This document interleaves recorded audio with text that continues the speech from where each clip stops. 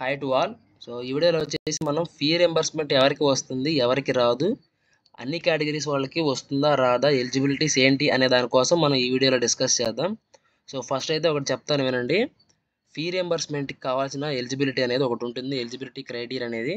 So మనం దానికి fulfil అయితే అంటే దానికి మనకు సంబంధించి ఎలిజిబిలిటీస్ అన్నీ కరెక్ట్గా ఉంటే మనకి ఫస్ట్ ఎలిజిబిలిటీ ఉంటుంది. సో దాని తర్వాత మనకి గవర్నమెంట్ కాలేజెస్లో కానీ లేదా గవర్నమెంట్ యూనివర్సిటీస్లో కానీ సీట్ అనేది కన్వీనర్ కోటాలు అనేది సీట్ ఉంటే మనకి ఈ ఫీ రింబర్స్మెంట్ అనేది అప్లికబుల్ అవుతుంది అనమాట. సో ఓకేనా.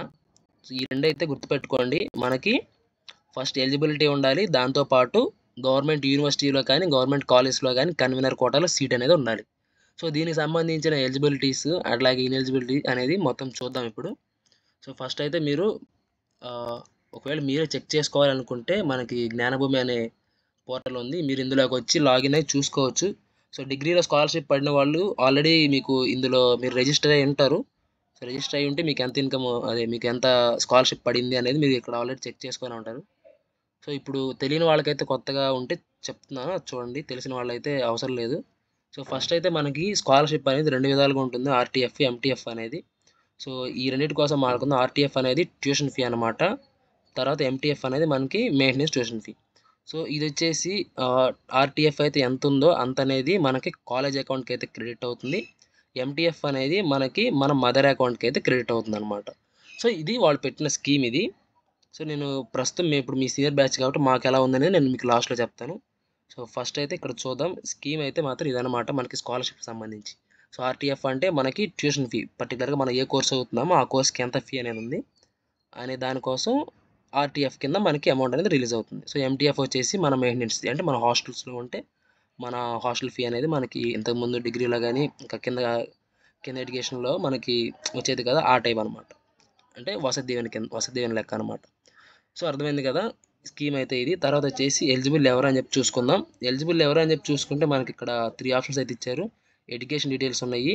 సో తర్వాత వచ్చేసి డే స్కాలర్స్ అయినా కాలేజ్ అటాచ్డ్ హాస్టల్స్లో వాళ్ళకి, డిపార్ట్మెంట్ అటాచ్డ్ హాస్టల్స్లో వాళ్ళకి, అలాగే 75% అనేది మినిమం అటెండెన్స్ అయితే ఉండాలన్నమాట. సో ఇన్ఎలిజిబిలిటీస్లో చూసుకున్నట్టయితే మనకి ఇక్కడ ఉంది చూడండి, studying in private universities, deemed universities, pursuing correspondence distance education courses admitted under management quota, spot quota. So ఇది ఓకే కదా. దీని తర్వాత ఇన్కమ్ ఎలిజిబిలిటీస్ చూసుకున్నట్టయితే మనకి 22.5 lakhs కంటే ఎక్కువ అయితే ఉండకూడదు. అట్లాగే ల్యాండ్ డీటెయిల్స్ చూడండి, 10 acres wet land, 25 or both wet and dry land అయితే ఉండకూడదు. తర్వాత వచ్చేసి గవర్నమెంట్ ఎంప్లాయీ ఉండకూడదు, పెన్షనర్ అయితే ఉండకూడదు. ఆ తర్వాత వచ్చేసి ట్యాక్స్ పేయర్ అయి ఉండకూడదు. అట్లాగే 4-wheeler అనేది ఉండకూడదు. అలాగే అర్బన్ ఏరియాలో వచ్చేసి 1500 కంటే ఎక్కువ ఏరియా అనేది మనకి ఉండకూడదు అనమాట. సో ఇవి ఇన్ఎలిజిబిలిటీకి సంబంధించి డీటెయిల్స్ అయితే ఇవి.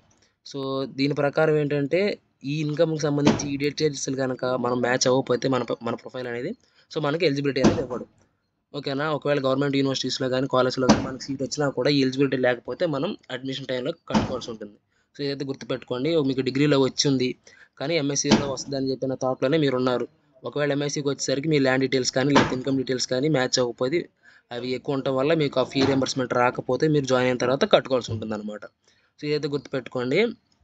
ఓకేనా. సో ఫీ రింబర్స్మెంట్ కోసం ఎలా అప్లై చేసుకోవాలని చూసుకుంటే, మీకు అలాట్ అయిన కాలేజ్లో జాయిన్ అయిన తర్వాత మీకు ఓటీఆర్ ఉంటుంది, ఓటీఆర్ రిజిస్ట్రేషన్ అయిపోతుంది. సో దాని తర్వాత మీకు ప్రాసెస్ అనేది మీకు మీ డిపార్ట్మెంట్స్లో మీ కాలేజ్లో ఎక్కడైతే ఉందో అక్కడ మీకు క్లియర్గా అయితే చెప్తారు. సో ఇదన్నమాట మీకు కావాల్సిన ప్రాసెస్ కోసం కూడా మనకి ఇక్కడే చెప్పారు. చూడండి, ఇందులో స్టెప్స్ అయితే ఉన్నాయి. ఈ స్టెప్స్ అన్నీ కూడా మీకు యూనివర్సిటీకి వెళ్తే మీకు అర్థమవుతుంది. సో తర్వాత ఇప్పుడు ఏంటంటే ప్రజెంట్ మాకు మీ సీనియర్ బ్యాచ్ అయిన మాకు ఫీ రింబర్స్మెంట్ ఎలా ఉంది. సో మాకు వచ్చేసి ఆర్టీఎఫ్ కింద అయితే ఎస్సీ ఎస్టీ కేటగిరీ వాళ్ళకి సెంట్రల్ గవర్నమెంట్ నుంచి అమౌంట్ అనేది రిలీజ్ అవుతుంది కాబట్టి, సో అందరికీ మ్యాక్సిమం అమౌంట్ అనేది ఆర్టీఎఫ్ అనేది కంప్లీట్గా అయితే పడిపోయింది. ఓకేనా. ఆర్టీఎఫ్లోనే రిమైనింగ్ కేటగిరీస్ వాళ్ళు బీసీ ఓసీ కేటగిరీ కింద ఎవరైతే ఉన్నారో వాళ్ళకి రిమైనింగ్ అమౌంట్ అంటే హాఫ్ అమౌంట్ అయితే క్రెడిట్ అయింది, మిగతా హాఫ్ అమౌంట్ అనేది ఇంకా క్రెడిట్ అవ్వలేదు. సో దానికి రీజన్స్ ఏంటనేది ఒక చూడాల్సి ఉంది. కానీ ఇప్పుడు ప్రజెంట్ మాకు ఉన్న ఇన్ఫర్మేషన్ ఏంటంటే రిమైనింగ్ అమౌంట్ కూడా క్రెడిట్ అవుతుందనే ఒక ఇన్ఫర్మేషన్ అయితే ఉంది. సో వెయిట్ చేయాలి, ఆ రిమైనింగ్ అమౌంట్ కూడా ఈ బీసీ ఓసీ వాళ్ళకి పడుతుందా లేదా అనేది చూడాలన్నమాట. అది ఎవరికి, రెగ్యులర్ వాళ్ళకైతే మాత్రం కంప్లీట్ ఫీ అనేది పడుతుంది. సెల్ఫ్ ఫినాన్స్ వాళ్ళకి మాత్రం ఎస్సీ ఎస్టీ వాళ్ళకి మాత్రమే టోటల్ అమౌంట్ అనేది క్రెడిట్ అయింది.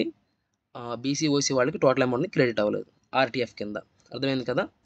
సో తర్వాత ఎంటీఎఫ్ కోసం వద్దాం. సో ఎంటీఎఫ్ కోసం అయితే మనకి ఇక్కడ ఇది అమౌంట్ అనేది చూపించారు చూడండి, 20K అనేది పర్ ఇయర్కి. కానీ ఎస్సీ కేటగిరీ వాళ్ళకి మాత్రమే ఇప్పటికీ ప్రజెంట్, అందులో కూడా ఎస్సీలో కూడా కొంతమందికి మాత్రమే 10,000 అనేది అమౌంట్ అనేది రిలీజ్ అయిందనమాట. అది మదర్ అకౌంట్కి. సో ఆర్టీఎఫ్ అనేది డైరెక్ట్ కాలేజ్ అకౌంట్కి వెళ్ళిపోతుంది, ఎంటీఎఫ్ అనేది మదర్ అకౌంట్కి వస్తుంది. సో ఈ ప్రాసెస్లో ఎంటీఎఫ్ అనేది ఎస్సీ కేటగిరీ వాళ్ళకి తప్ప మిగతా వాళ్ళకి ఎవరికి పడలేదు మ్యాక్సిమం, నాకు తెలిసిన వాళ్ళలో. ఒకవేళ ఎవరికైనా పడుండొచ్చు. సో ఆర్టీఎఫ్ కోసం చూసుకున్నట్టయితే ఆర్టీఎఫ్లో ఎస్సీ వాళ్ళకి మాత్రం మనకి ఎస్సీ కేటగిరీ వాళ్ళు ఎవరైతే ఉంటారో వాళ్ళకి ఐపీబీపీ అకౌంట్ అయితే ఒకటి క్రియేట్ చేసుకోవాల్సి ఉంటుంది మదర్ అకౌంట్కి. మదర్ అకౌంట్, స్టూడెంట్ అకౌంట్ ఇద్దరు జాయింట్ అకౌంట్ తీసుకోవాల్సి ఉంటుంది.